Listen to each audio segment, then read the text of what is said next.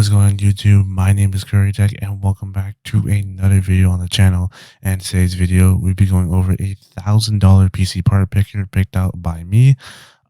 Remember, this series on the channel is based off of if the pandemic never happened and if GPU and the GPU market crash of 2020 and 2021 had never happened or shortage. So anyway, let's get into it. So starting off, I picked off for the CPU the obvious clear choice for $1,000 build, the Ryzen 5 3600 3.6 gigahertz at B&H. That's available at B&H right now, or you can go to Amazon as well. This is probably the most highly bought and used CPU as of 2020 and 2021. This features 6 cores, 12 threads, a base frequency of 3.6 gigahertz, and a boost of up to 4.2 gigahertz. This is the CPU I actually have in my own system. It comes with a stock cooler. It's amazing. It's great for gaming. It's great for streaming, editing, anything you could think of. It just plows through it. So it's the obvious clear-cut choice for an AMD build. You can't really beat the price to performance as well, $200. You can't really beat anything. Maybe a Ryzen 5 2600 if you really want to go 2000 series. But for $1,000 build, I don't see someone going for anything last gen. There is the Ryzen 5 5600X, but I don't think that would fit in the build as it costs a lot more, and that is an X variant versus a non-X variant, which would be a lot cheaper. So that is why I picked the Ryzen 5 3600. It's just the best bang for the buck CPU. Comes with CPU cooler, you're set. Now moving on to the motherboard, I chose a full-size ATX motherboard, which is the MSI B450 Tomahawk Max. So this is the Max version, which features support for Ryzen 3000 series, and as well, this board can be BIOS update to feature to support the Ryzen 5000 series. It supports up to 4600 megahertz speed RAM, so definitely enough for the memory we are running on the system. This is probably one of the most highly reviewed and most reliable motherboards on YouTube and just everywhere in the market. This is made by MSI, so it's gonna be great. It's a great BIOS as well. Basically, the B450 Tomahawk features great reliable VRMs and also a 4-channel memory featuring PCIe Gen 3 M.2 support. It's $114. It's really just a nice, sleek, grayed out motherboard, and it has all the bells and whistles you need and doesn't break the bank too much. And now as we move on to memory, obviously I gotta go stick with my G.Skill Ripjaws V, 16 gigabytes. But however, clocked at 3600 megahertz, we went for a little bit more expensive, going for that CL16 memory speed, cache latency, as this will not only improve FPS performance with Ryzen CPUs, as the Infinity Fabric feeds off higher speed RAM, but also it's a little bit more. You could go for a CL18 memory, but having that tighter speed, cache latency, lower latency would definitely help with the Infinity Cache, as Ryzen 3000 CPUs, as they are notorious for, are perform better with higher speed RAM.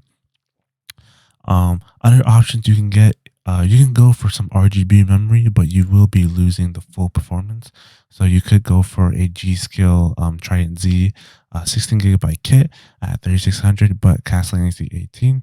I think they will be actually a little bit less, as they are cache latency 18, so the timings are not as tight, but the performance difference may not be as big to someone as average consumer.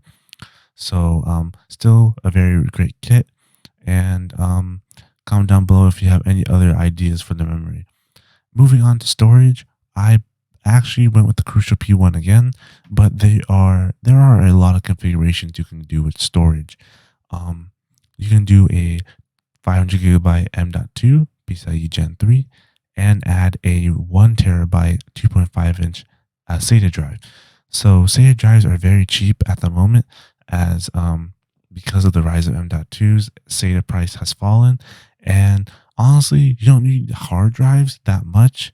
unless you want mass amounts of storage, 16 terabytes plus. But for the most average editing and maybe on the go as well, SSDs are super fast. So if you are loading up games on it, it will be a lot faster than spinning up a hard drive. You can also do a M.2 and hard drive combo as well. There's nothing wrong with that. But if you want full SATA storage, high speed storage, then maybe an M.2 and SSD will be better for you. This is $104. 1 terabyte for $100 basically on Amazon. And you can't really beat that. Very great. It's not going to be like a Samsung 970 EVO with the fastest speeds possible, but it's still pretty fast for a PCIe Gen 3 M.2. Now moving on to the RTX 2060. This was the EVGA RTX 2060 KO, which came out, I believe, a little later in the year of 2019, I would say. This was a card that kind of like an enthusiast card for the masses. So RTX 2060 KO was basically kind of like a cheaper version of RTX 2060, but still performed really well anyway and on par with the RTX 2060, a regular one. This is the EVGA edition. Great card, very reliable. 6 gigabytes of VRAM, so definitely you can be playing at 1440p resolution and getting excellent frames. Probably not at high or ultra quality, but definitely get those medium settings going as well. And yeah, it's a great overall card. Features DisplayPort cables as well as a DVI. So as you can see, it has one DisplayPort, one HDMI, and one DVI. Now, whether or not people still use DVI is up to your case, but I don't use DVI anymore. That's with my older motherboard. But as you can see here, it's a 2-slot card and it has a core clock of 1365 and a boost of 1680. And the memory can be clocked to 14,000 megahertz. So that's very nice. And also G-Sync as well is enabled. Now let's move on to the case. With a $1,000 build, we kind of want more airflow in this case as we'll be using more high performance powered parts. So I went with not only the Fractal Design Meshify C, which is a very great case and kind of underrated in my opinion. Not that many people go for it, but it's a very sleek, modern looking case. Featuring that nice mesh front panel and also a power shroud. Comes with 2 Fractal Design fans. Can support up to a 280 millimeter on the top and also I believe a 360 on the front. Yeah, a 360 on the front as well. So a lot of space. It's a very unique design. The back panel is also steel covered, so don't worry about having a cable management show. Some cases do have glass on the back to show you cable management, but not in our case because, come on, we don't really want to show our cable management. We all know that. And yeah, it's a very nice case from Fractal Design, very efficient airflow, and honestly a great case. So yeah, nothing to really go about.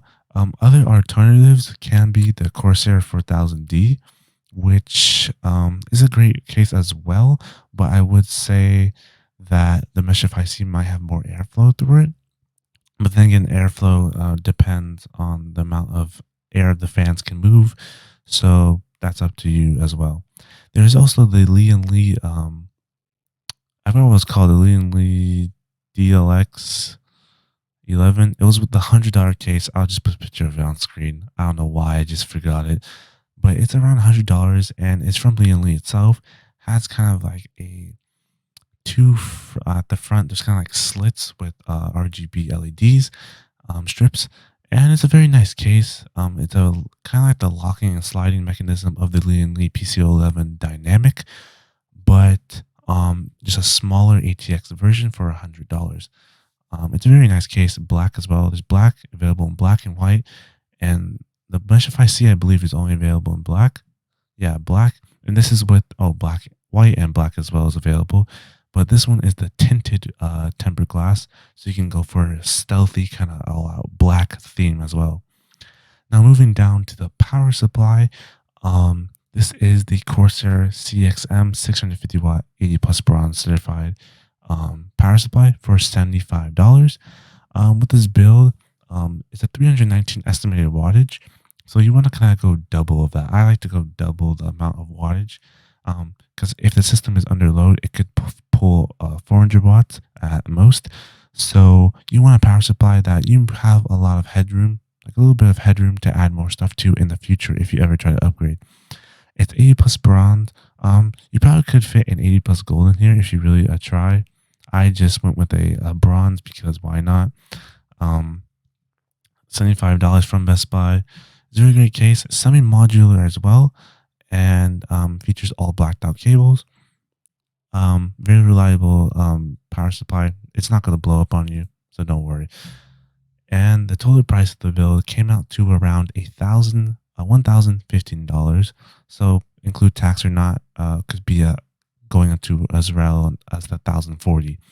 But this, what I see, is the best overall um, performance over aesthetics.